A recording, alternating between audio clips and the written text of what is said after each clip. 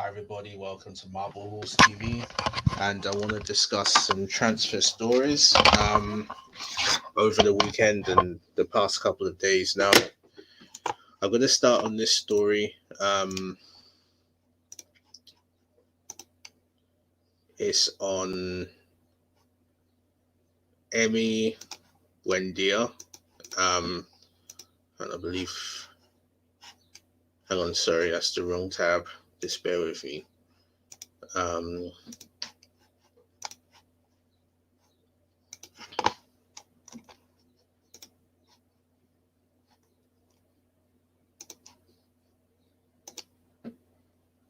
yeah, so this is from Football London. And yeah, this is about the Emmy Bundia thing. Now, we'd apparently put a bid in for him, though Charles Watts is saying that's an Arsenal journalist. You should check out his channel. I think he says a lot of good stuff. But Charles Watts was saying, well, we didn't really put a bid in for him, which the thing is, we were supposed to put in a bid for him, or supposedly we put in a bid for him, right? But you know, Villa beat us really to the punch, as it were, and for whatever reasons, he chose to join Villa. He obviously showed more direct interest in him, and I suppose with the Emi Martinez links, yeah, it makes sense. Now, a lot of fans will lose their shit over it. Look, the way the club operates and the powers that be at the club are not my favourite people either, as they are for many fans, but I'm going to give them the benefit of the doubt here. The reason why is that we don't know the ins and outs. Is there somebody else lined up? Did Buendia... Maybe Buendia just wanted to join Villa because of the purely of the Emi Martinez thing. Obviously, they're both from Argentina. Maybe he wanted to join them because... what's his name? Maybe he thought as a number 10/8/wide player, he won't get much game time. And let's be frank, with Pepe, Saka, look shit, Willian's at the club, Martinelli can play in his position, the Alba can play in the left, and obviously as a striker. Smith Rowe can play in number 10 and their Odegaard. I know he's a Real Madrid player, but potentially he could come back on loan or maybe as a full signing. So maybe he looked at it from that decision. Because at Villa, yes, I know they got Grealish still, but Grealish plays more on the left. So I don't know. I think it's not worth blowing a gasket, in my opinion, because we don't know the ins and outs. So yeah, maybe I don't know, until the full story comes back. I'm just going to read this here from Football London. This is from Chris Wheatley. Did Arsenal really want him? Sources involved in the deal told Football London that Arsenal was seriously interested in Buendia and launched a bid for him on Wednesday. It's unclear whether the Gunners launched a second bid, but what is certain is that Aston Villa produced a better offer to the Buendia camp, which showed the Argentine a clear pathway how will be utilised for the part next season. However, Martin Odegaard remains the main target this summer, and technical director Edu remains convinced he can reach a deal with Real Madrid, whether it be a loan extension or permanent move. Well, personally, I'd favour a loan extension. I think he's done enough to warrant to come back. Unlike Ceballos, I don't know why we got Ceballos back after his first season.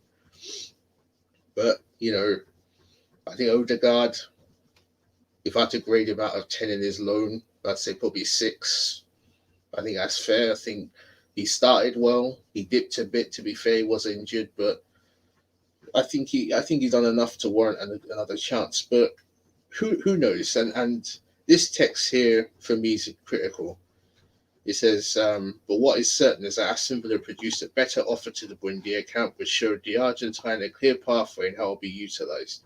So better offer isn't just financial. Maybe he was maybe as part he'll play in concert with Grealish. For us, we got enough attacking options, enough options in that final third. So he probably thought he'll just fit in and have to bide his time. Look, who is to say he's not seen how Pepe's been treated? Pepe's been here for 2 years and he still isn't a regular on the team. Let's be frank. Sometimes he'll play, sometimes he'll be on the bench. Um, who knows? That could, well, I'm speculating, obviously, but yeah. So the next story I want to talk about, again, this is from Football London. So just bear with me again.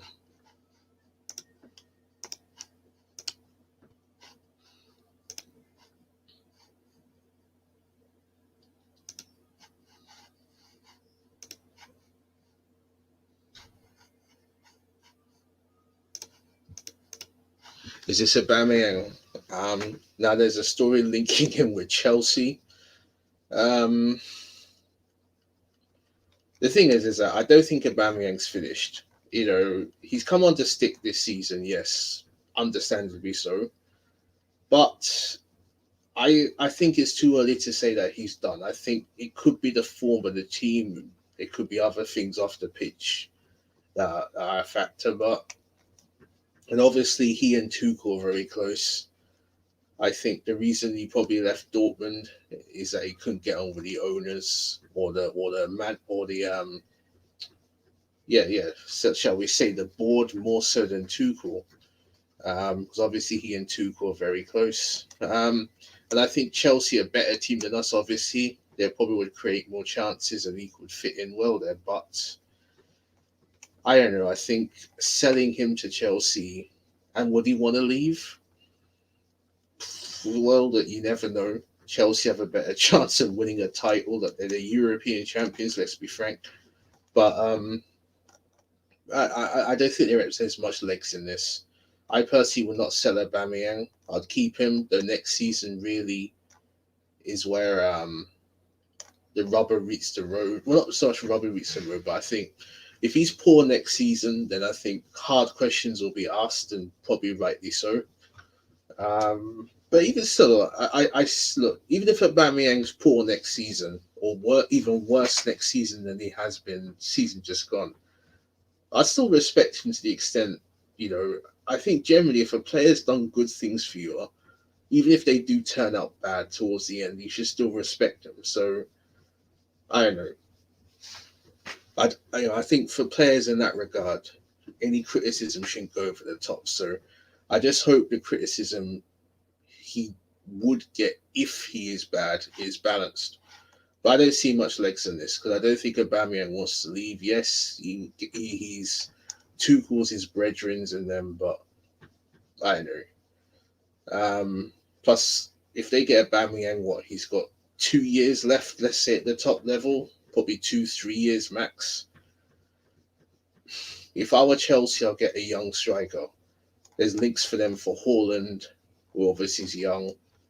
Look, Lukaku, yes, he's not young, so to speak, but he's 26, 27, so he's got a fair few years left in him. So, no, I think the I think the media trying to put two and two together and they're getting like 10.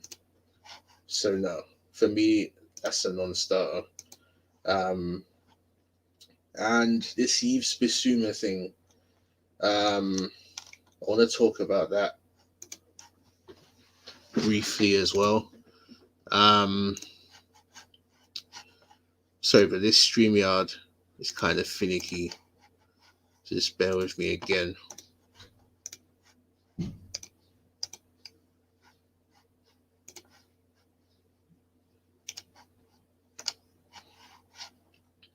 Okay, let's say Yves Bissouma. This is from Football London again. Now, Yves Bissouma for me is the proper profile of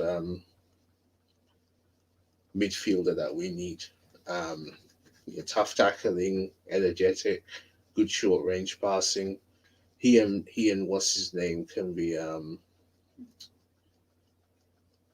Yeah, he can be really a strong addition next to Partey. Excuse me, but yeah, talking the, I'm just going to read this part here. Talking the midfielder joining the Gunners this summer simply refuses to go away following yet another impressive Premier League season in the colours of Brighton and Hove Albion.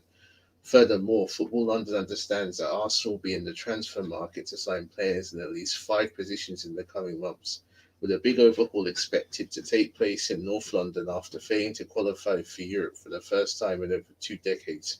And it just so happens that strengthening in central midfield is a top priority for manager Mikel Arteta and technical director Edu.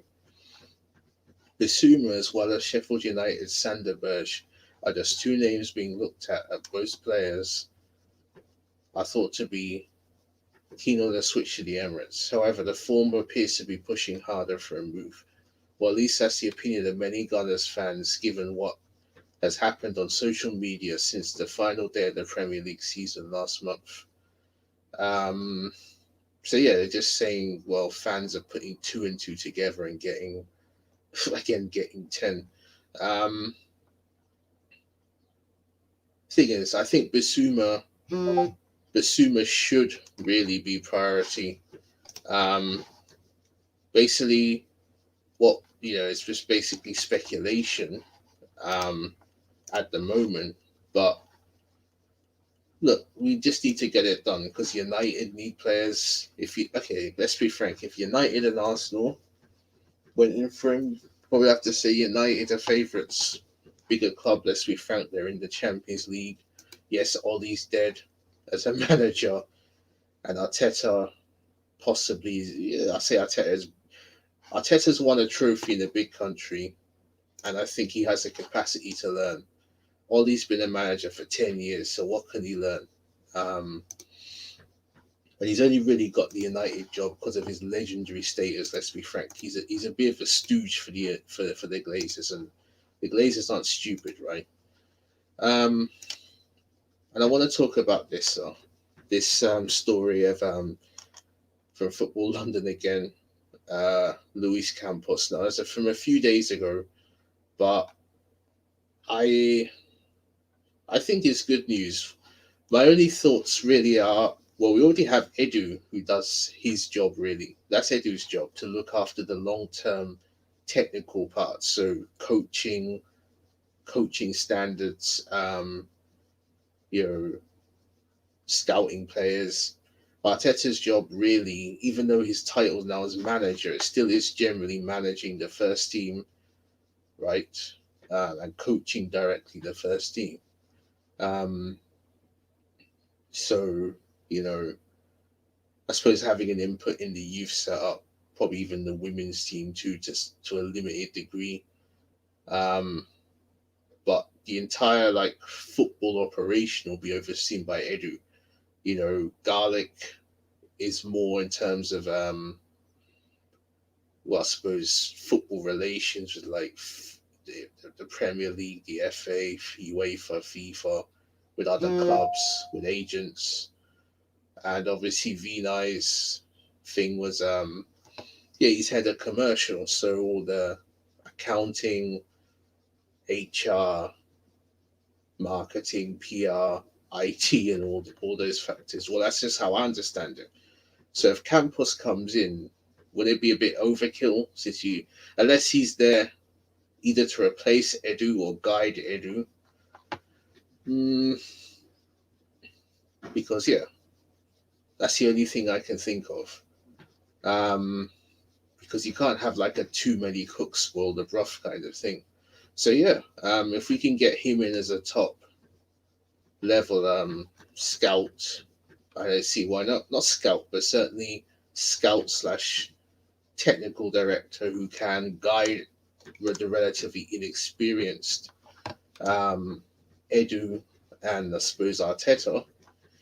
If we can have him for another 4 or 5 years, then yeah, he could put us in good stead. So, talk of that has died down over the last few days, but that is something I think that could be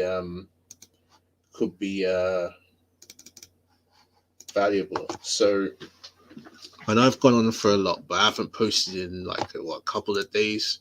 So just some stories I have coupled up I want to talk about. So yeah, last story for now. Um, with the Bissouma deal, sorry, not Bissouma deal. Buendia deal dead, and he's more or less sure gone to Villa now. Um, for what can be seen is that we are working on a deal for what's his name, Ruben Neves. Um, Now, I've seen some fans online on Twitter say they don't want him or he's not this, but if he's replacing Xhaka, and I think this is a good signing if it happens, and there still is a big if, because Ruben Neves, I think, will be a better profile, better fit than Xhaka, and will be the fit and profile of what we need to do. Neves has been in the Premier League for 3 years. He's been a decent player, let's be frank. Wolves have more established themselves, not as a force, but certainly as a mainstay, not to be fucked around with. And a lot of their Portuguese players, not just him, but Jota, who's obviously gone to Liverpool. I know Jimenez is not Portuguese, but he's been a mainstay. But who else do they have? Rui Patricio's been decent. Obviously, Nuno himself. Yes, I know he's left now, but um, yeah, you know, Neves certainly, along with our others, has been really a very good fit for them generally. So yeah, I would take him because he has that Premier League experience and he is the kind of fit. He's tidy on the ball. He's tough tackling, yes, but his distribution is good. He has energy. I think he'll be a very good addition for us. Plus, he's a Portuguese international. Look, my Portugal, his country, are the reigning European champions. England's never won the European Championship. My man obviously holds his own with Ronaldo and all the top players they have. So Fernandes from United. So you have to say Portugal, not just the fact that they're the holders, but you have to say Portugal are the favourites for the European Championship. I'd argue ahead of England. The only world class player England have a Kane, and England have a lot of young players. Yeah, they have Sterling and Rashford, but I'll say they're both good. I won't say they're world class, but yeah, I think if we can get it done, and we can get Bissouma done, and I think midfield has to be the priority. Yes, we need defenders. Attackers, I think, is not an absolute priority, but midfield is, especially with Guendouzi leaving. Torreira looks like he might leave. Ideally, I'd keep both of them, but Guendouzi seems to have fallen out with the club. Torreira's homesick, even though he's a good player. Xhaka might leave. So I would take it. I think he's a very good player. He's not top levels, but he's a good player. He's Premier League experienced, and yeah, he's a Portuguese international. Um, and yeah, I think he would, just as it says here in this article from SportsLens.com. Neves has vast experience in the Premier League with 109 appearances, and he could complement the Ghanaian, that is Thomas Partey, with his strong defensive qualities. I agree. Um, he's not another Xhaka. Xhaka has a bit of physical edge to him, but I wouldn't say that's Xhaka for me is more of a deep lying playmaker. He's more of like a Pirlo, not of the same quality, of course, but in terms of his style and his profile, he's more someone who gets the ball from deep, launches it long, launches it short. So he's like a recycler of that, so to speak. But I don't think Xhaka has ever been the right fit. But it goes on here to say he was also good with his long range passing, 5 per game, which led to multiple counterattacks. For me, he would be. I would take it. I don't see why any fan would bitch at this. Why? For what purpose? Given the profile of player that we need, for me, it's a no-brainer. It really is. So yeah,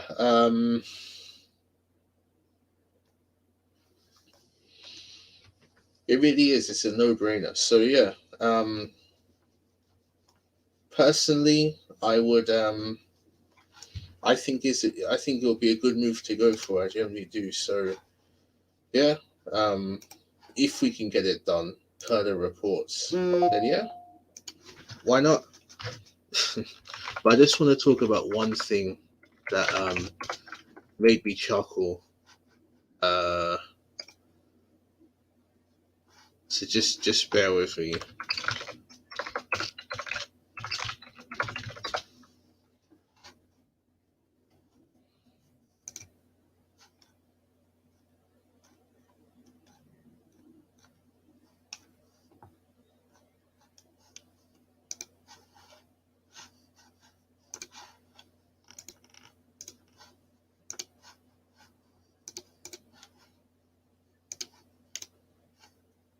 So yeah, certain Mister Mark Goldbridge, talking about damn, what have I done? Yeah, so certain Mister Goldbridge, that is real name Brent, and I'm not saying anything out of place because that's public knowledge that his real name is Brent. Um, talking about how we're linked to Neves. How can Arsenal buy Partey last summer and be chasing more midfielders this summer, and United think it's okay to play like Bagel FC? Get a decent CDM. Now, I'm sorry, that just creased me up. Now, man like Brent, he really despises Arsenal, and it doesn't bother me if he does, but I know. It's just, I know. You should just focus on getting Sancho over the line. Because if they don't get Sancho after 2 seasons or two summer windows, something is wrong. Well, we already know something's wrong with United. Look, something's wrong with Arsenal. So, um, no, it's just what makes me fun. It makes me laugh is that Mr. Arsenal hater, frankly, is looking at us, seeing how we can be linked to midfielders, and he's not. But if he hates us so much, then he shouldn't pay attention to us, should he? But yeah, whatever. But yeah, thanks a lot for listening.